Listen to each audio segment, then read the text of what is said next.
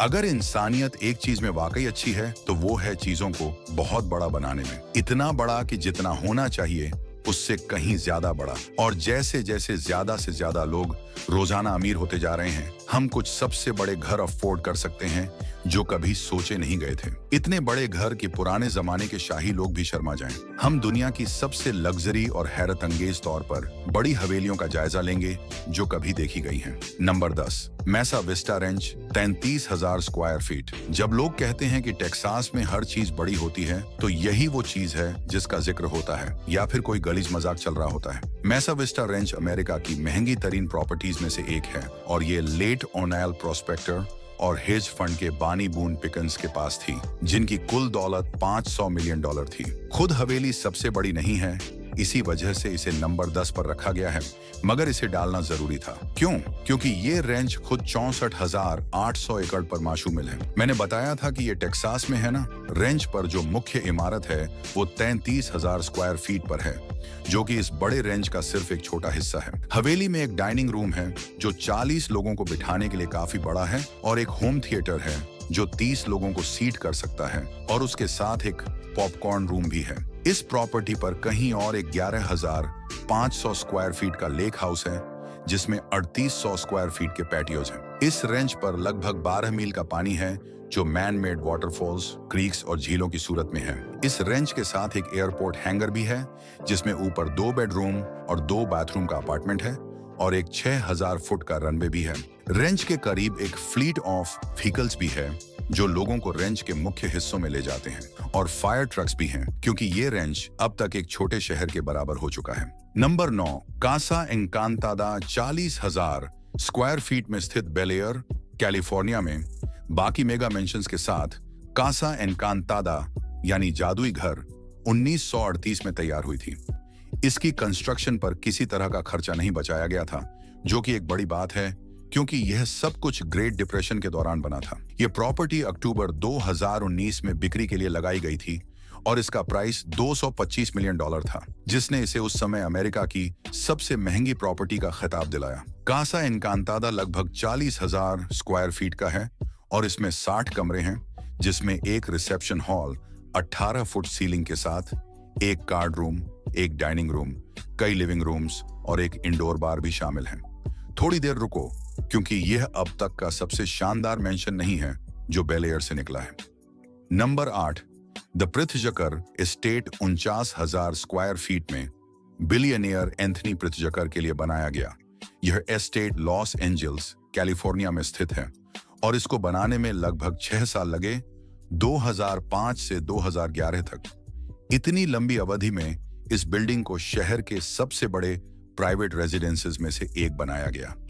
इसे अक्सर ग्रैंड हयात bell air भी कहा जाता है और इसका मेन बिल्डिंग 49,000 स्क्वायर फीट का है। इस बिल्डिंग में 2 बेसमेंट लेवल्स हैं जो इसे असल साइज से छोटा दिखाते हैं। बेसमेंट में गेम रूम, बॉलिंग एली, एक बार, ऑफिसेस और एंटरटेनमेंट फ्लोर मिलती हैं। जमीन के ऊपर एक gym, library, beauty salon, spa और एक बड़ा स्विमिंग पूल भी है, और यह सब सिर्फ मेंशन के अंदर है। बाहर एक guest house, pool house, tennis court और उन स्टाफ के लिए रहने का मकान भी है जो प्रॉपर्टी पर काम करते हैं। एक साइड नोट, जब आपको अपनी मेंशन को चलाने के लिए रहने वाला स्टाफ चाहिए होता है तो समझ लो कि आपका घर बहुत बड़ा है। इसके अलावा 2 पार्किंग गैराज भी हैं, जिनमें से एक में 60 कारें आ सकती हैं। इस प्रॉपर्टी का तापमान जियोथर्मल सिस्टम्स और क्लाइमेट कंट्रोल उपकरणों से मेंटेन किया जाता है, और इसमें वो सुविधाएं हैं जो बहुत से होटलों में भी नहीं होती, यकीनन एक ऐसे शख्स के लिए जो अपनी दौलत होटल एम्पायर से कमाता है। Number 7, Fairfield. फेयरफील्ड पॉन्ड 62,000 वर्ग फुट के क्षेत्र में फैला हुआ है और हैम्पटन्स में स्थित है। फेयरफील्ड पॉन्ड अपनी दौलत और विशाल संपत्ति की वजह से अन्य महलों से अलग दिखाई देता है। इसकी कीमत का अनुमान लगभग $500 मिलियन है। हालांकि इसे 90 के दशक में $110 मिलियन की लागत से बनाया गया था। ये 62,000 वर्ग फुट का महल 63 एकड़ समुद्र तटीय जमीन पर बना हुआ है, और इसमें 2 पुल हाउस और एक प्ले हाउस भी शामिल हैं, जो अतिरिक्त 40,000 वर्ग फुट का क्षेत्र कवर करते हैं। इस जगह पर लगभग 21 बेडरूम और 18 बाथरूम हैं। 12 चिमनियाओं भी हैं ताकि सांता रास्ता न भटकें। एक बड़ा डाइनिंग रूम जो 91 फीट लंबा है, 2 बॉलिंग एलीज, एक स्क्वैश कोर्ट, बास्केटबॉल कोर्ट और एक बिलियर्ड्स रूम उन लोगों के लिए जो बैठकर आनंद लेना पसंद करते हैं। इस महल में एक स्क्रीनिंग रूम भी है जिसमें 164 लोग बैठ सकते हैं, एक हॉट टब जिसकी कीमत लगभग एक सुपर कार जितनी है और एक कार गैराज भी है। इस महल का सिर्फ टैक्स ही आपको एक नया महल खरीदने लायक बना देगा। Number 6, Gemini. 62,000 वर्ग फुट का यह महल मनीला आइलैंड, पाम बीच, फ्लोरिडा के दक्षिण में स्थित है और इसकी कीमत $195 मिलियन है।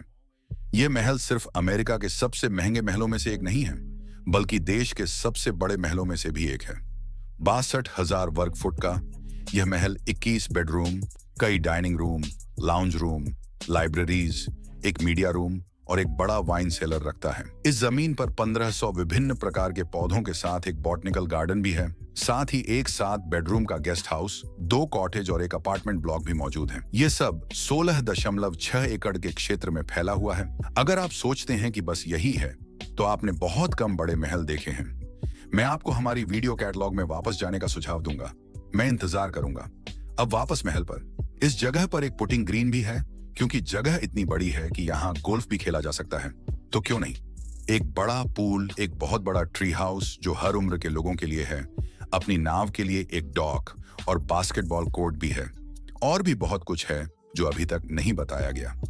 जेमिनी में 2 लिफ्ट्स और एक पूरा भूमिगत सुरंग नेटवर्क है जो विभिन्न संरचनाओं को जोड़ता है और सीधे द्वीप के दूसरी ओर ले जाता है, ताकि जब IRS आ जाए तो आप आसानी से भाग सकें। संख्या 5, 28 रटलैंड गेट। 62,000 वर्ग फुट ज्यादातर मंसियंस जंगलों में या काउंसाइड में होती हैं, या फिर किसी रैंच के बीच में, और इसका एक अच्छा कारण भी है। आपका मेगा मंसियन शहर के बीच में बनाना काफी मुश्किल होता है, मगर 28 रटलैंड गेट ने यह तरीका ढूंढ लिया। यह मंसियन सेंट्रल लंदन में हाइड पार्क के सामने स्थित है और 2020 में $262 मिलियन में बेचा गया, जो कि देश में सबसे महंगा घर बेचा गया। 28 रटलैंड गेट पहले 4 अलग अलग घर थे जो मिलकर एक 62,000 वर्ग फुट का मेगा मंसियन बन गए। ये मंसियन 7 फ्लोर का है और कुल 45 कमरे हैं, जिनमें 20 बेडरूम, कई ग्रैंड स्टेट रूम, एक स्पा और जिम, एक बेसमेंट स्विमिंग पूल और अंडरग्राउंड पार्किंग गैरेज शामिल है। और हाँ, एक एलिवेटर भी है ताकि आप आसानी से फ्लोर जा सकें, क्योंकि मंसियन 7 फ्लोर का है। इस मंसियन का इंटीरियर्स अल्बर्टो पिंटो ने डिजाइन किया था, जो एक मशहूर फ्रेंच इंटीरियर्स डिजाइनर हैं और दुनिया भर के घर डिजाइन कर चुके हैं। रटलैंड गेट के इंटीरियर्स में 24 कैरेट गोल्ड प्लेटेड डस्टबिन्स और ज्वेल एनक्रस्टेड बिडेट्स जैसे मास्टरपीस शामिल हैं।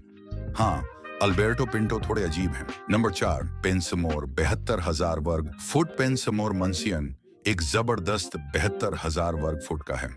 इसमें 13 बेडरूम और 14 बाथरूम हैं और ये कई रिडिजाइन से गुजरा है और अभी तक शायद पूरा नहीं हुआ। ये मंसियन पहले एक सर्वाइवल स्ट्रॉन्गहोल्ड के तौर पर बनाया गया था और दूसरे नंबर पर मेगा मंसियन के तौर पर। इसका स्ट्रक्चर 12 इंच मोटे बाहरी दीवारों का है, जो कथित तौर पर ताकतवर टॉर्नेडोज, हैरिकेन्स और भूकंप का मुकाबला करने के लिए तैयार है। स्टीफन हफ ने एक इंटरव्यू में कहा कि यह बिल्डिंग इतनी मजबूत है कि यह अगले 2000 साल तक कायम रह सकती है, जो कि या तो एक जबरदस्त आर्किटेक्चरल कारनामा की दलील है या फिर लोगों को इस स्ट्रॉन्गहोल्ड से दूर रहने के लिए धमकी। आप फैसला करें। इस स्ट्रक्चर को फायर रेसिस्टेंट, बुलेट प्रूफ, बम प्रूफ और बग्स से महफूज भी कहा गया है, जिसने लोगों को इस मंसियन के असली मकसद के हवाले से अंदाजे लगाने पर मजबूर कर दिया है। कुछ लोगों का कहना है कि यह राष्ट्रपति के बैकअप लोकेशन के तौर पर बनाई गई जगह है। मेरा सवाल यह है, जब समाज का पतन होगा तो हम पेंसमोर की तरफ भाग रहे होंगे या उससे दूर? Number 3, Tahoe UN. 72,400 वर्ग फीट।